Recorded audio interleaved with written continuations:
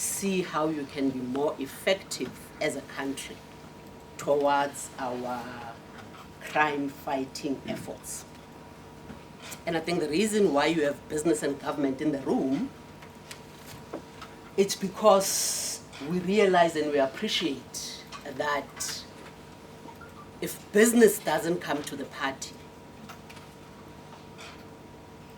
then unfortunately whatever it is that we're trying to achieve as a country is not going to be able to achieve. You see, if South Africa fails, then business fails as well.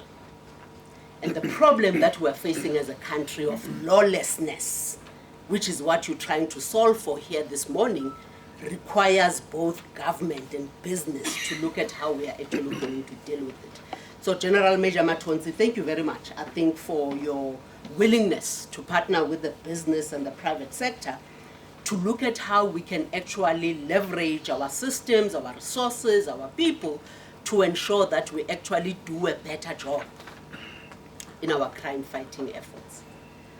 So, I don't know how many of you saw the article by Carol Payton yesterday, News 24. The title of the article was "Rapid Surge in Organized Crime is an Existential Threat to the State." The rapid surge in organized crime in this country is no longer just a problem. It's no longer just a crisis. It's an existential crisis for the state. Which means if we're serious about turning this country around, something is going to have to give, and it's going to have to give soon. So the reason why all of us have decided to come here today is to look at how do we intervene.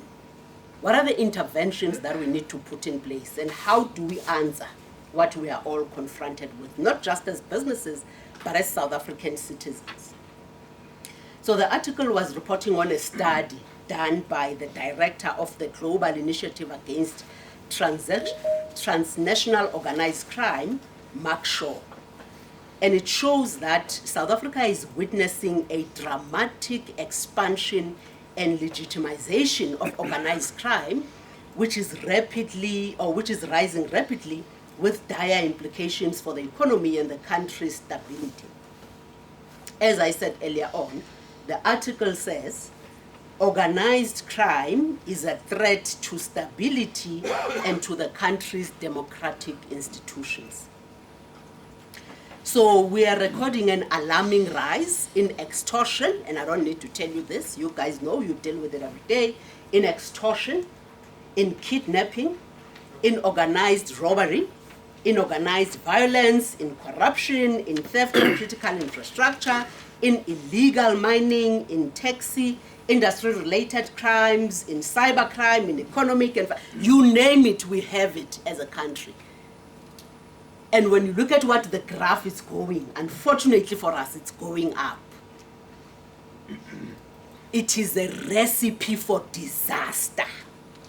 Something is going to have to give, and it's going to have to give soon.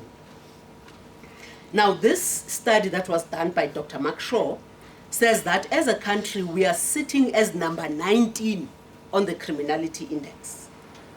Foshia gave me some stats as well in preparation for this. And apparently the Nambewo's 2021 crime index rates says South Africa is the third most dangerous country in the world. And the United Nations Office on Drugs and Crime puts us among the 5 countries with the highest female homicide rates.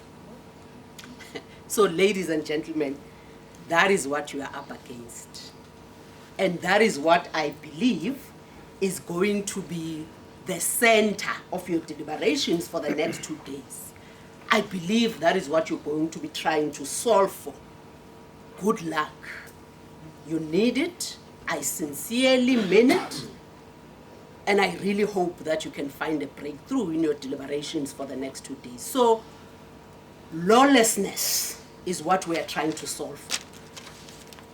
South Africa has degenerated into a lawless country. And lawlessness, by the way, is a symptom.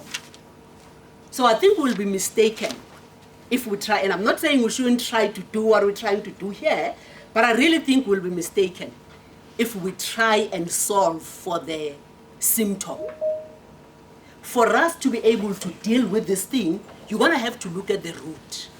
What is the root cause that is making South Africa as a society to be this lawless society? You see, by the time you get where you are, especially as the police, where you're trying to control this thuggery and this lawlessness, and I really feel sorry for the South African Police Service. It's really, you are really up against a lot in an environment where you are not even properly resourced. You know, I sometimes walk into some of these police stations and I say, does our government understand what is sitting on the shoulders of these men and women? I still cannot believe it. When I got the numbers the last time, I cite the numbers every time I get an opportunity. I don't understand. If you're sitting with a country of 62 million people, at the last number we were 60 million people, we have just done a consensus. We are 62 million people. And I even think that that number is wrong, actually. If you look at the fact that we've got porous borders, you know, you've got everyone and their dog in this country. And those consensus people, by the way, never came to my house. So it's one missing at least. So, but anyway, we have 62 million people. And you think with the levels of crime that we have as a country, 130,000 policemen and women will be in a position to control this? You've got to be joking. It cannot be. That is about 500 people for each police officer. And that is the way, that is, by the way, assuming that all of these 130,000 police officers are on the ground. And you've got one less, Brigadier is sitting here, so he's no longer a police officer. So you've got 129,999, or whatever the case is. So that is assuming that all of them are on the ground. But the reality of the situation is that not all of them are on the ground. So the ratio of 1 to 500 is also not true. So how do you then hope to arrest this thing? What are we doing as a country to not deal with the symptom, but to deal with the root that we're actually facing? So when we get here, where the police are actually trying to control this thing, you must know that you are sitting with a society that is fundamentally broken. Because if our society was not fundamentally broken, you wouldn't be sitting with such high levels of crime. It therefore means that whatever it is that we need to fix as a society needs to be fixed in our homes, because all of us belong to some home unit. So there is a conversation that we are maybe not having as parents, as brothers and sisters, as mothers, as daughters, as sons, and whatever the case is, which is what is leading to where the country should be. And when we sit with this mess, we look at police officers and we say they are not doing their job. Really? Are we doing our jobs as mothers and fathers? I doubt it, you know? And what do you expect them to do? Half the time you go into these police stations, they only share 2 cars or whatever the case is. There is absolutely no way they'll be able to get to all of us. And when you look at the systems that they have in place, the systems are not even sophisticated enough to be able to deal with the complexity of these financial crimes that we're facing as a country. So what do you think these poor men and women are up against? It cannot be. So from where we are sitting as business, if business doesn't come to the party to see how we partner with the South African Police Service and the broader criminal justice system, and remember, this is deliberate. It is deliberate because the intention of the state capture project was to precisely weaken the criminal justice system. Because if the criminal justice system is weak, then you can run havoc, you can run amok, you know, you can do whatever you like, and you know that whoever is supposed to be dealing with this crime is not going to be capacitated to do so. So we probably maybe need to go 15 years back and to say, where did this thing go wrong?